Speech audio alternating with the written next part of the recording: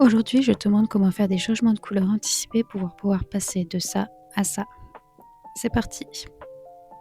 Déjà, il faut comprendre que la couleur du fil que tu utilises pour terminer une maille, ce sera la couleur du dessus de la maille suivante. C'est pour ça généralement que tu changes de couleur en terminant la maille précédente avec la nouvelle couleur.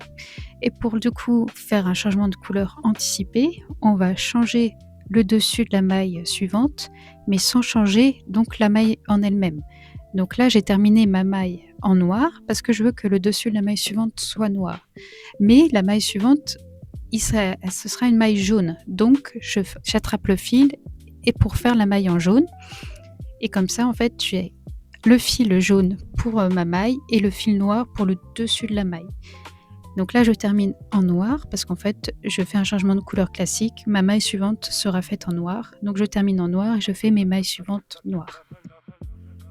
Et donc là, on voit bien que j'ai fait une maille jaune avec le dessus uniquement de la maille qui est noire. Et ça, c'est ma maille anticipée. Et le dessus noir, on va s'en servir au tour suivant parce qu'on fera du coup une maille noire dans cette maille. Donc c'est la même chose au tour suivant. Donc je fais encore un changement de couleur anticipé qui servira du coup au tour encore suivant.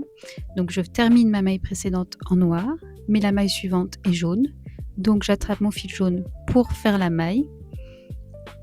Et je vais terminer cette maille en noir puisque la maille suivante est noire. Donc là c'est un changement de couleur classique où je termine en noir parce que je veux faire une maille de couleur noire ensuite.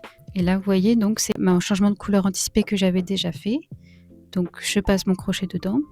Et là, vous voyez comme je galère. Donc, ça me permet de vous montrer une petite astuce.